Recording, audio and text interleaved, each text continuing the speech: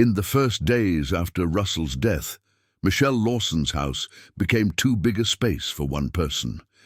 At 63 years old, with grief pressing against her chest like a stone, she walked through the halls as if she were passing through a museum of memories. Every piece of furniture bore the imprint of a life shared for more than 3 decades. The curtains still held her husband's scent, the closet remained untouched with his shirts lined up, and even the silence seemed to have a weight of its own, laden with absence. Time, 3 weeks after the funeral, stood still. The days dragged by with the slowness of someone walking in mud, and Michelle felt as if the world outside continued to turn while she was trapped in a pause she hadn't chosen. It was in the midst of that dense silence that the insistent ringing of the phone began. At first, she thought it was someone Russell knew offering overdue condolences, perhaps a neighbor who hadn't dared to show up before. But no, it was her children, Donald and Darlene. The voices that had once been a source of tenderness now came through like knives. They didn't ask about her health or her sadness or even feigned concern. What they brought was haste. In a practical, almost icy tone, they talked about the house. "We found a buyer, Mom," they announced, as if delivering good news. What they proposed in return was that she move into Darlene's basement, a damp, moldy space filled with forgotten boxes and walls stained with leaks. To Michelle, that didn't sound like help, but like condemnation, a way of reducing her life to a dark corner, as if her old age deserved nothing more than that. Michelle hung up the phone, her hands shaking, not from fear, but from an indignation that ran through her skin like a cold fire. How could they be so insensitive? Barely 3 weeks had passed since she buried the man who had been her lifelong partner, and already her children were talking about selling the house as if it were a simple exchange object, not a word of comfort, not a gesture of affection. Everything came down to money, to practical calculations disguised as concern for Mum's well-being. In that moment, more than ever, she felt the weight of the sacrifices she had made for decades, supporting 2 children who grew up accustomed to seeing her as an inexhaustible resource, incapable of looking beyond their own needs. That night, unable to sleep, Michelle sat at the desk where Russell usually sorted through his papers. She had avoided opening those drawers since his death because every folder, every note in his firm handwriting brought a lump to her throat. However, something in the rawness of the call compelled her to search for answers. Turning over a green folder, she found an envelope addressed solely to her, with Russell's handwriting on the cover. Inside was a letter and several documents. Her heart pounded as she read her husband's words. He had foreseen his children's greed and therefore had left solid investments in their names, a secret fund of $50,000, and most unexpectedly, the deed to a villa in Marbella, Spain. Russell's letter wasn't long, but every line was imbued with love and a trust she herself had forgotten to feel. He asked her not to be manipulated, not to accept crumbs disguised as help, and above all, to dare to live for herself, to reclaim the dreams she'd set aside in her quest to always care for others. Michelle read those words several times, as if she needed them imprinted on her skin, and with each reading she felt a different strength, a drive that contrasted with the weakness that had accompanied her since the funeral. For the first time in weeks, sadness mingled with a spark of determination, a reminder that there were still paths open to her. For the next few days, Michelle remained silent in front of her children. She didn't argue, didn't reveal what she had found, simply listened to their venomous arguments disguised as concern. Meanwhile, secretly, she began to plan. She hired a moving company to carefully pack Donald and Darlene's belongings that still remained in the house. Childhood toys, photo albums, small mementos she had lovingly preserved as maternal treasures. Each box would be returned to its owner as a symbolic way of closing a cycle in which her love had been given and wasted. It was her way of saying, "This is what's left of who we were. Now it's up to me to decide my future." When Donald received the boxes, he reacted with suppressed fury. He called his mother, accusing her of being cruel and of breaking up the family. Darlene, for her part, tried to use emotional blackmail. She told him he was being ungrateful, that after all they had done for her, they deserved at least a share of the inheritance. Michelle listened to those words with a calm that surprised even herself. For years, she had felt she had to justify every decision to please them so as not to lose her children's affection. But now the script was reversed. Instead of crumbling, she responded firmly. She was not dependent on them, financially or emotionally. For the first time in decades, she spoke from a place of power, and she could tell from the awkward silence on the other end of the line. That was the final breaking point. While her children plotted how to reduce her to a shadow in Darlene's basement, Michelle took another route. She discreetly arranged her trip to Spain.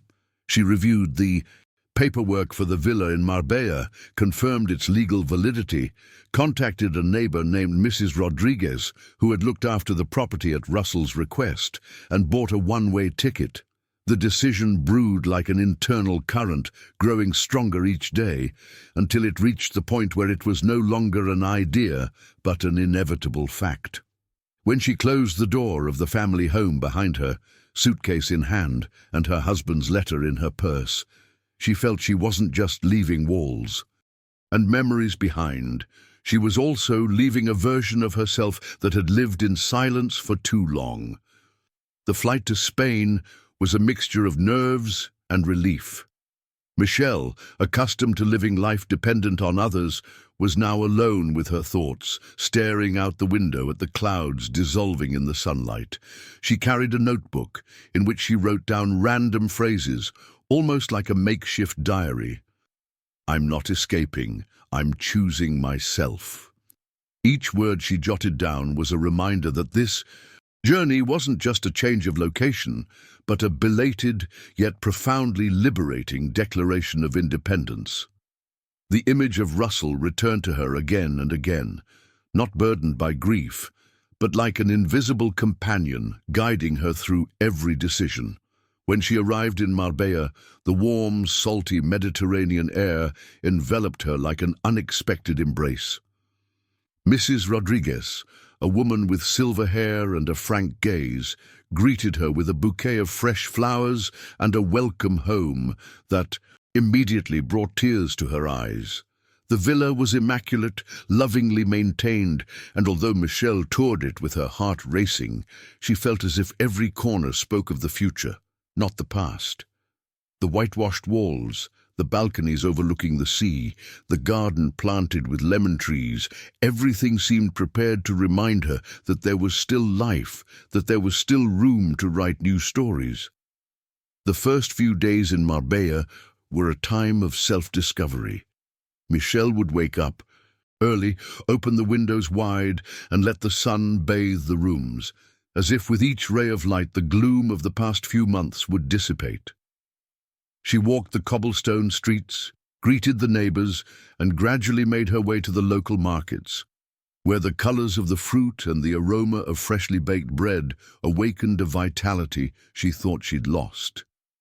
The solitude that had once suffocated her began to transform into a gentle silence, a fertile space in which to listen to her own thoughts. Uninterrupted, free from external demands, Mrs. Rodriguez soon became a close ally.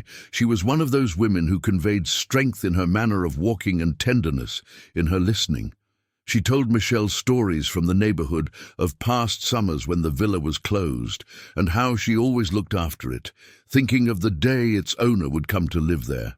Between cups of coffee and long conversations in the courtyard, Michelle felt she had found an almost maternal figure, someone who welcomed her without asking anything in return.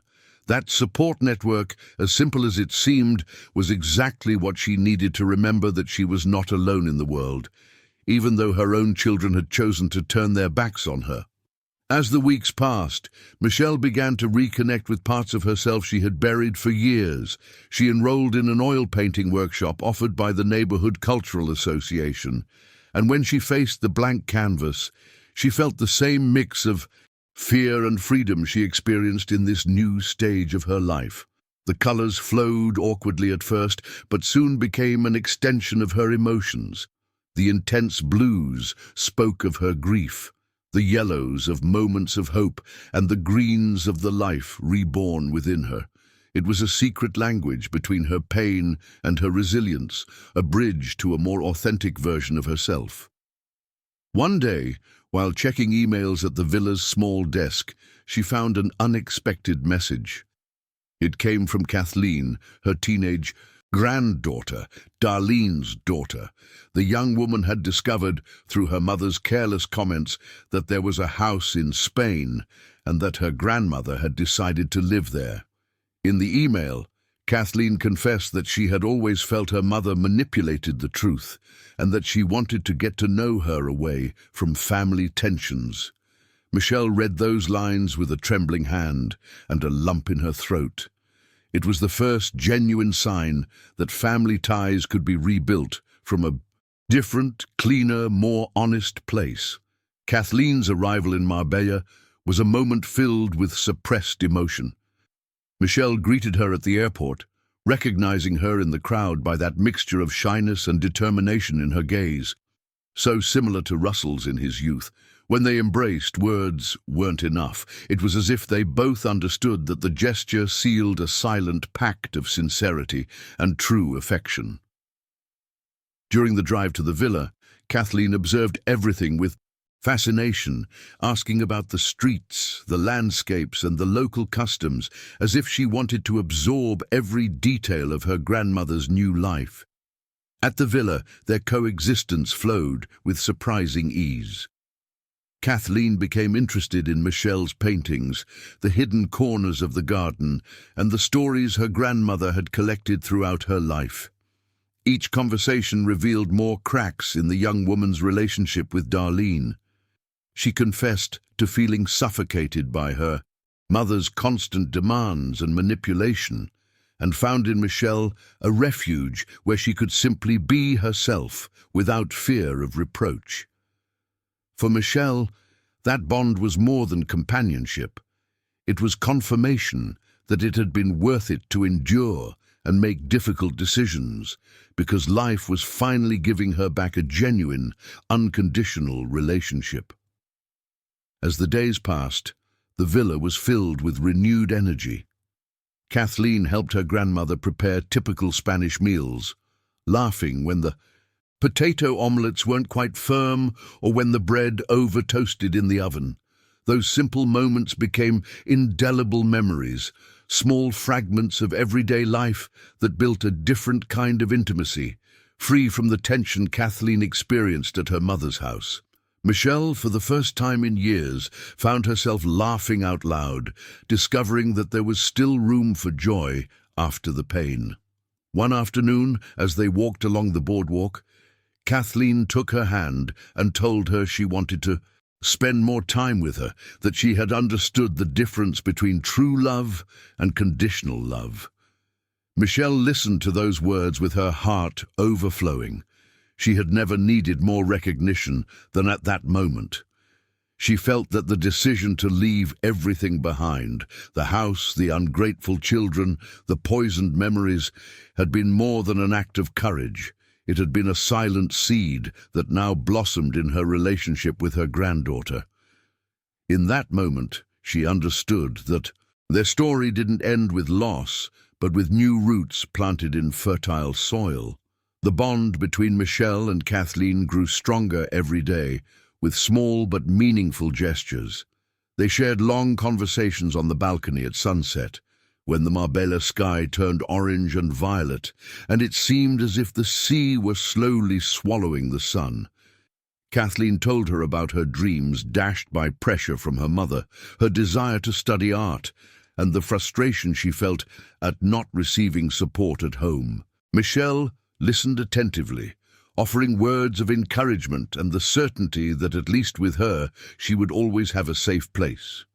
The villa became a sanctuary for both of them, a space where they could breathe without fear of judgment or impositions. However, news of their cohabitation soon reached Darlene's ears. One night, Michelle received a furious call from her daughter, accusing her of stealing Kathleen and manipulating her against her own mother. The tone was harsh, laden with reproaches, and for a few minutes, Michelle's old wounds of guilt almost surfaced. But then she remembered Russell's letter, the words urging her never to be dominated by emotional manipulation. Calmly, she replied to Darlene that she didn't need her permission to love her granddaughter and that she wouldn't tolerate any more blackmail disguised as motherhood. She hung up the phone with a steady hand, aware that this act of resistance was also a lesson for Kathleen. True love isn't begged for, it's freely given. That night, after the call with Darlene, Michelle went out into the garden with a blanket over her shoulders and sat under the lemon tree Russell had planted as a symbol of new beginnings. The fresh air brought with it a restful silence, interrupted only by the distant chirping of crickets. She thought about the woman she had been for decades, always available, always accommodating, always putting her desires aside in the name of a family that had confused sacrifice with obligation. Now, however, she felt she was writing a different page in her life, where the word freedom was no longer a luxury, but a reality achieved. She looked toward the window where Kathleen slept and knew that decision had not only changed her destiny, but also that of her granddaughter.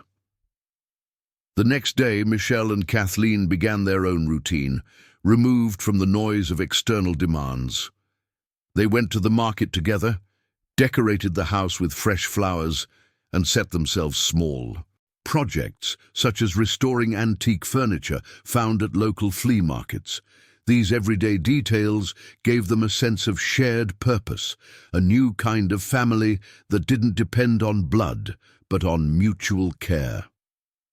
Michelle discovered, with surprise and gratitude, that she still had the capacity to start over, even at 63, even after having lost the man of her life. What she had gained instead was an open future, full of possibilities and accompanied by a true love reborn in her complicity with her granddaughter. Over time, Michelle began to notice how her body and mind were responding to this new phase. The tension in her shoulders, the stiffness that had plagued her since Russell's death, and the arguments with her children began to dissipate. She slept better, ate with more appetite, and had even recovered the habit of walking long distances, exploring every corner of Marbella with the curiosity of a young traveler. Kathleen accompanied her on many of these walks, and together they discovered hidden cafes, makeshift art galleries in alleyways, and small viewpoints from which they could contemplate the sea in all its magnitude. They were simple discoveries, but each one reinforced the feeling that they were building something new, authentic, and their own. One afternoon, while they were painting in the courtyard, Kathleen confessed to Michelle that she had decided to stay longer in Spain. She had spoken with her father and explained that she wanted to get away from her mother's toxic environment. Michelle listened to the decision with a mixture of pride and tenderness. She knew it wouldn't be easy for her granddaughter to face the consequences, but she also understood that the courage to choose one's own freedom always comes with a cost. The important thing, she thought, is that she doesn't repeat my story, that she doesn't spend her entire life trying to please those who don't know how to value her love. And in that reflection, Michelle realized that perhaps the greatest legacy she could leave behind wasn't a villa or money, but the example of daring to live with dignity. News of Kathleen's decision quickly reached Darlene, and a storm quickly erupted. Calls, messages, and even emails filled with accusations poured into the village within days. Michelle, however, was no longer the woman who trembled at the sound of her daughter's voice. This time, she not only stood firm, but also taught Kathleen to respond calmly and without blame. "Manipulation loses its power when you stop dancing to the beat imposed on you," she told her, as they together deleted one of the most aggressive messages. Kathleen watched her grandmother with admiration, understanding that this strength hadn't been born overnight, but rather from years of pain transformed into wisdom. Life in Marbella, despite these attempts at disruption, remained stable and bright. Michelle and her granddaughter began to create traditions of their own. Sunday paella dinners, in the courtyard, nights of old movies under a blanket, and weekly visits to the artisan market where they discovered unique handmade jewelry. Every moment was a reminder that family isn't always defined by blood ties, but by the ability to care for and sustain one another. Michelle, watching Kathleen laugh with the freshness of her 17 years, felt she was witnessing something miraculous, the rebirth of a genuine connection amid betrayal and abandonment. One evening, as they walked along the beach, Kathleen asked Michelle if she had ever thought of returning to her country to confront Donald and Darlene. Michelle stopped, looked at the horizon where the sun was slowly sinking into the sea, and after a deep silence replied, "I don't need to confront them anymore, darling. Life itself will show them what they've lost. My place is here, with you, in this new phase." Her words were not the fruit of resentment, but of a hard-earned peace, the serenity that comes when you choose to leave behind what no longer matters and embrace what truly matters. That night, upon returning to the villa, Michelle lit a candle in front of Russell's letter, which she still kept in a simple frame on the mantelpiece. She quietly thanked him for thinking of her, for leaving her not only a roof over her head in Marbella, but also the courage written in those lines that encouraged her to live on her own. Kathleen, seeing her, silently joined in, taking her grandmother's hand as if acknowledging the most precious inheritance, the ability to rebuild. In that instant, Michelle understood that the circle was complete. From pain had emerged strength, from betrayal, freedom, and from loss, a new love in the form of a connection with her granddaughter. As the months passed, Michelle and Kathleen found a stable and meaningful way of life. The young woman began attending art classes at a local academy, while Michelle continued with her painting workshop, sharing techniques and emotions in front of the canvases. The villa, which had once been a symbol of a secret plan, was transformed into a living home, full of aromas, laughter, and colors. Every corner took on a new meaning. The kitchen smelled of freshly baked bread, the patio was filled with late-night conversations, and the studio became a space where both could let their inner selves flow. It was as if the walls had been waiting for this rebirth. Sometimes Michelle thought of Donald and Darlene, but no longer with pain or resentment, but with the distance of someone who has closed a chapter. She knew that at some point life would show them the void they had created with their unbridled ambition. She, on the other hand, had chosen a different path, that of dignity, autonomy, and reconstruction. What surprised her most was discovering that happiness could be simple, made up of walks on the beach, quiet breakfasts, and shared confidences. At 63, she had learned that it was never too late to start over, and that even after the greatest loss, the heart had the capacity to reinvent itself. One spring day, while strolling through a portside flea market, Michelle and Kathleen stumbled upon a stall of antique books. Among the time-worn volumes, Michelle found a blank, leather-bound notebook with a small gold inscription that read, "To begin again." She bought it almost as a symbolic gesture and decided to begin writing her own story, not as a diary of regrets, but as a testament to overcoming adversity. In those pages, she recounted the life she had left behind, the pain of her children's betrayal, the strength she found in Russell's letter, and above all, the rebirth she was experiencing with her granddaughter. Writing became a way to heal and leave a mark. Kathleen, reading some excerpts, told her that those words deserved to be shared with the world. It was then that Michelle realized that her experience could serve as a beacon for other women who, like her, had been relegated or manipulated by those they had loved most. This realization filled her not with pride, but with responsibility. She had gone from being the invisible woman in her own family to becoming someone capable of inspiring others with her example. And when she saw the sparkle in her granddaughter's eyes, she knew that transmission had already begun. The true legacy lay there, in the seed of courage she had sown in the next generation. Over time, the Marbella Villa became not only a refuge for Michelle and Kathleen, but also a meeting point for new friendships. Neighbors and acquaintances approached with curiosity, and soon the two were integrated into the community life.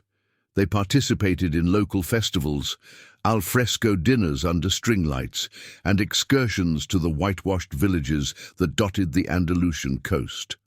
Michelle, who had spent so many years feeling invisible in her own home, was now greeted with smiles and warm gestures that made her feel valued. She discovered she could build a new network of affection, genuine and unconditional, something she had never imagined at her age. Kathleen, for her part, flourished in this environment. She was fascinated by the mix of cultures, the Spanish language she was gradually learning, and the opportunity to express herself without fear of her mother's judgment. She found a space in a neighborhood youth group to showcase her artistic talent, and seeing her granddaughter develop with confidence, Michelle felt immense pride. It was as if together they had broken an inherited cycle of oppression, opening the door to a new, freer generation. And every night, as she closed the windows of the villa, Michelle silently thanked Russell for giving her not only a physical place to start over, but also the strength to believe in a different life. One morning, Michelle received an unexpected letter from Donald in the mail. It wasn't written with his usual arrogance, but with an almost defeated tone. He said things weren't going well, that business hadn't turned out the way he'd thought, and that he needed support. He didn't apologize or acknowledge the damage done. He just complained once again, as if her mother was still that inexhaustible lifeline. Michelle read the letter calmly, without rancor, but also without the urgency of yesteryear. She folded it carefully, put it in a drawer, and decided not to reply. It was the first time she had consciously chosen silence, not out of resignation, but out of protection. That decision gave her a freedom she'd never felt before.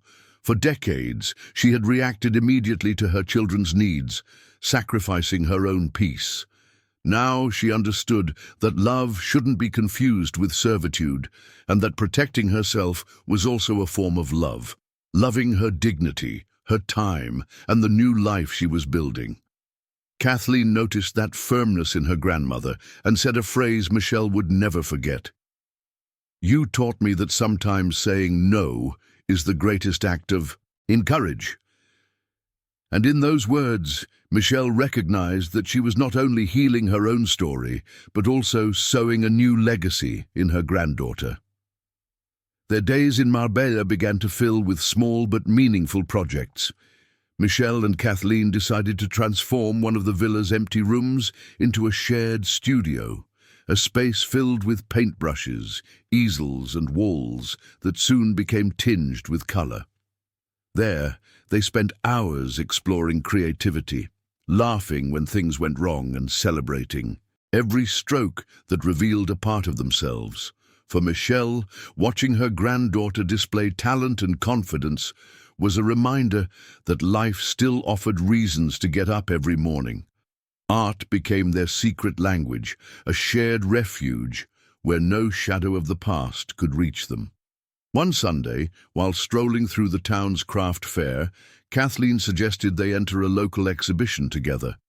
At first, Michelle hesitated. It seemed daring to show their works, created more as therapy than art, but the conviction in her granddaughter's voice pushed her to accept. They enthusiastically prepared a series of paintings inspired by the landscapes of Marbella and the emotions they had shared since their reunion. When the day of the exhibition arrived, Michelle felt a knot in her stomach, but seeing Kathleen smile proudly in front of the paintings, she understood that it wasn't about external recognition, but rather a celebration of what they had rebuilt together, a meaningful life. The exhibition was an unexpected success, not so much because of the sales, which were modest, but because of the way people approached to ask about the stories behind the paintings. Michelle, who had always been discreet, found herself sharing fragments of her life, transforming pain into a story and the story into inspiration. Some visitors were moved, others congratulated her for her courage, and she felt that each shared word was another building block in the reconstruction of her identity. Kathleen, meanwhile, glowed with the freshness of her youth, enjoying seeing her grandmother recognized and respected in a public space. That evening, upon returning to the villa with the unsold paintings, Michelle and Kathleen celebrated with a simple but meaningful dinner. They lit candles on the patio, poured wine, and toasted the future. Michelle raised her glass and, looking at her granddaughter, said firmly, "This is our new beginning." Kathleen responded with a broad smile, aware that those words were not just a toast, but a declaration of principles. The villa, illuminated by the soft lights and the murmur of the nearby sea, seemed to bear silent witness to a promise, never again to allow greed or selfishness to define what it meant to be a family. Over time, the tensions with Darlene and Donald faded through sheer distance. Michelle no longer responded to his demands or allowed herself to be sucked into his manipulation. The silences, once painful, were now a shield, protecting her peace. She learned to accept that not all blood ties are meant to be bonds of true love, and that letting go is also an act of self-love. Whenever that thought tried to turn into sadness, all she had to do was look at Kathleen to remind herself that she had gained far more than she had lost. She had gained authenticity, respect, and the opportunity to build a different legacy. One day, while walking along a path leading to a viewpoint overlooking the Mediterranean, Kathleen stopped and told her grandmother she wanted to stay in Spain permanently to study art at a local university. Michelle felt her eyes water, not from worry, but from pride. The country that had come to her as a secret refuge had also become the land where her granddaughter wanted to put down roots. It was as if life was showing her that the decision to break with the past had not only saved her own dignity, but had also paved the way for the next generation. Michelle accompanied Kathleen throughout the entire college application process, from interviews to course selection. Reviving that youthful enthusiasm connected her with a part of herself that had lain dormant for decades. She remembered the dreams she sacrificed to keep her family afloat. And while she sometimes felt a pang of nostalgia, it wasn't experienced as regret, but as a way of confirming that she could now support her granddaughter without repeating the mistakes of the past. Every completed form and campus visit was a reminder that they were building a future together that didn't rely on manipulation or guilt. When Kathleen was finally accepted to college, they celebrated with a small party at the villa. They invited Mrs. Rodriguez and some nearby neighbors who brought traditional dishes and cheerful music. The house filled with voices, laughter, and impromptu toasts. Michelle watched the scene with excited calm. The villa Russell had envisioned as a retreat had transformed into a vibrant home, full of life. Looking at her granddaughter surrounded by supportive people, she knew this was the true victory, having broken the cycle of pain and created, in its place, a space where hope flourished. The following months were marked by a different but deeply satisfying routine. While Kathleen immersed herself in her studies, Michelle organized painting workshops in the community, sharing with other women what art had taught her about resilience and freedom. Many of them arrived with stories of abandonment, family disappointments, or burdens that had made them feel invisible, and they found in this space a refuge for self-expression. Michelle then understood that her journey had not been merely personal. It had become a channel for others to dare to start over. The village, once a symbol of loneliness, was transformed into a collective beacon of reconstruction. One afternoon, while putting away paintbrushes after one of those sessions, Michelle found Kathleen looking at her with a calm smile. "Grandma, do you realize what you've accomplished? You came here to escape the pain, and now you're helping others find their strength." Michelle was silent for a few seconds, absorbing those words. She had never sought recognition. All she had wanted was to get her life back, yet she realized that, without intending to, she had forged a path that went beyond herself. And as she hugged her granddaughter, she knew that this was her greatest triumph, having turned the wound into a seed of hope. As time passed, Michelle learned to live with Russell's absence in a different way. It was no longer the sharp pain that paralyzed her, but a serene presence that accompanied her in every decision. She used to sit on the balcony at dusk, looking out at the sea and speaking to him in a low voice, as if he could still hear her. She told him about Kathleen's progress, the small daily victories, and even the doubts that sometimes still plagued her. In those moments, she felt that the letter he had left her was not just a material legacy, but a constant reminder that he had always believed in her strength, even when she herself had forgotten it. Kathleen, for her part, found in these rituals an example of how to transform grief into living memory. She learned from her grandmother that remembering didn't mean remaining trapped in the past, but rather making room for the love that never dies. On more than one occasion, she sat next to Michelle in silence, and a complicity arose between them that needed no words.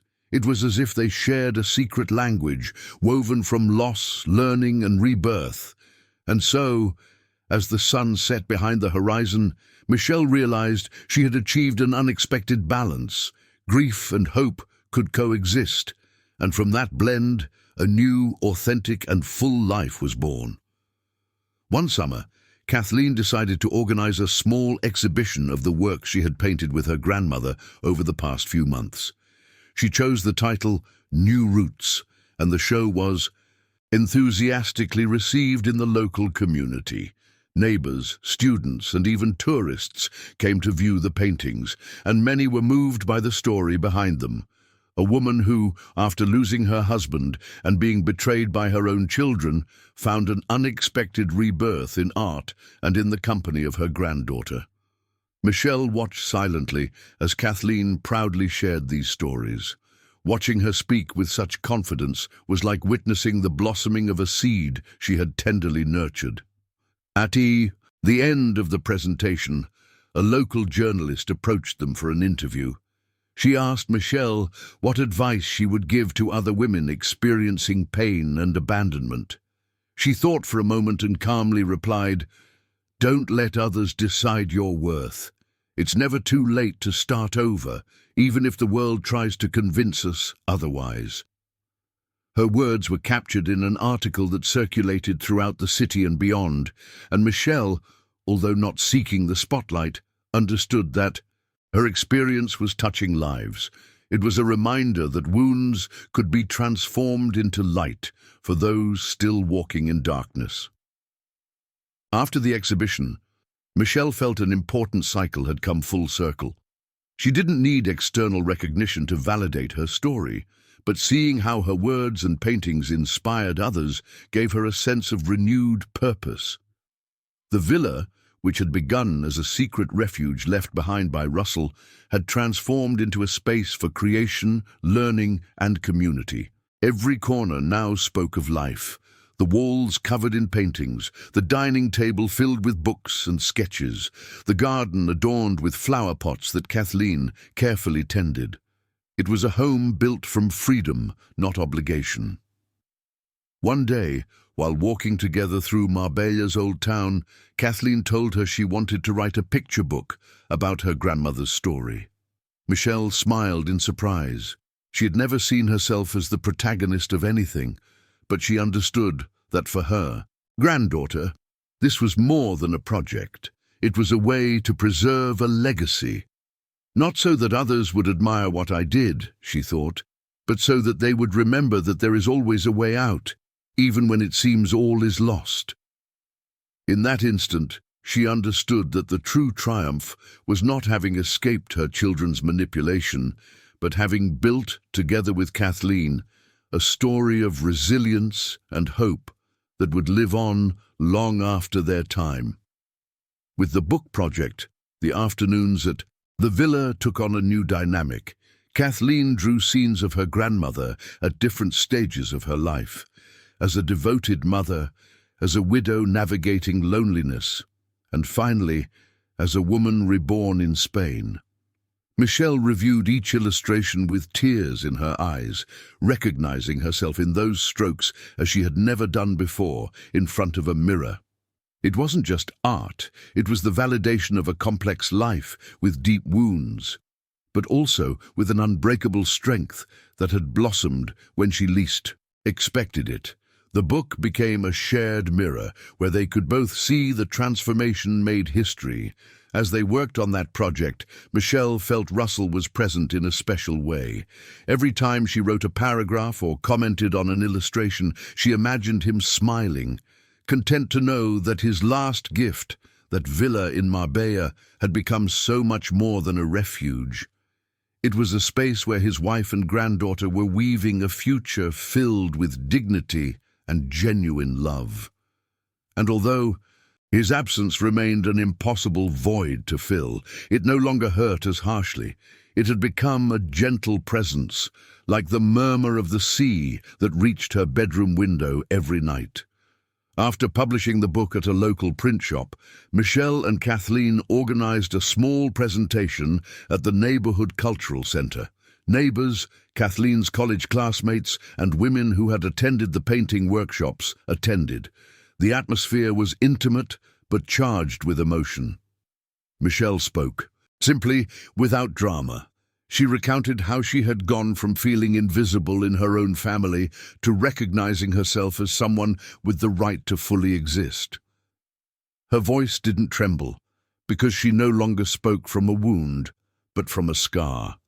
And in every glance that fell on her, she sensed genuine respect and admiration. At the end of the event, several women approached to thank her. One of them, with tears in her eyes, said, "Your story gave me the courage to stop keeping quiet."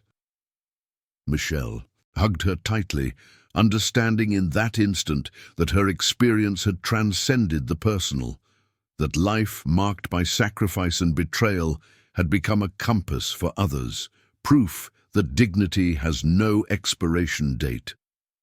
Returning to the villa that evening, walking arm in arm with her granddaughter, Michelle breathed deeply of the Mediterranean air and felt that, at last, she had come home. Over time, Michelle stopped looking back with nostalgia and began to look forward with enthusiasm. Every day was an opportunity to build something new, a painting, a walk, a deep conversation with Kathleen. She had understood that life isn't measured in lost years, but in the courage to reinvent oneself when it seems too late. That certainty gave her a calm she'd never known before. Even the most painful memories became fuel to keep going, as if her story were destined to prove that resilience is the purest form of freedom. Kathleen, inspired by her grandmother's strength, also began writing her own story, one that spoke of the importance of breaking away from manipulative patterns and choosing paths other than those inherited. Michelle watched her with pride, knowing that the example she was setting wasn't one of a perfect life, but rather that of a woman who dared to say enough and start over.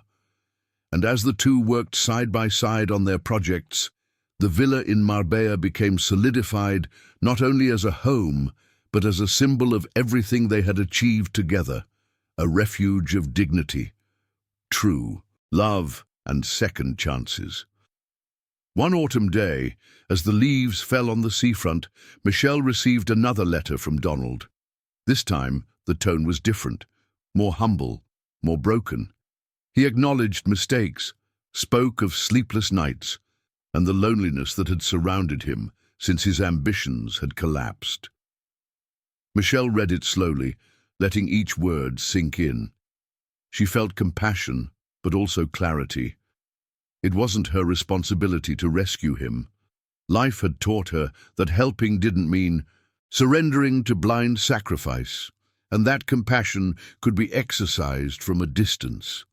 She put the letter in the same drawer where the previous one had lain, as a reminder of how far he'd come. That night, Michelle shared the letter with Kathleen. Her granddaughter asked if she planned to reply, and she calmly replied, "I don't need to. Sometimes silence is the most honest response." Kathleen nodded, understanding that her grandmother's courage lay not in rejecting contact, but in keeping her peace intact. That conversation, as simple as it was revealing, marked a new lesson for both of them, that strength isn't always demonstrated through grand gestures, but rather through the consistency of choosing what nourishes and letting go of what poisons. And as she closed the windows that night, Michelle knew she had reached a point of balance she had never dreamed of achieving. The following years passed serenely. Kathleen completed her studies at the art college, and Michelle was there, every step of the way, celebrating her achievements as if they were her own. The villa became a place of meetings and farewells, always full of life, laughter, and projects. Michelle, who once believed her old age would be marked by dependence and loneliness, discovered she had found a new purpose: to live authentically, inspire by her example, and offer her granddaughter the most precious legacy, that of freedom. Every morning, as she opened the windows and saw the Mediterranean stretching endlessly, she was reminded that she had chosen the right path. Now, with her hair completely silver and the serene gaze of someone who has weathered storms, Michelle used to sit in the garden, under the lemon tree, with Russell's letter still framed on her coffee table. She didn't feel sadness, but gratitude for the love she had experienced, for the dignity she had regained, and for the future she had helped build.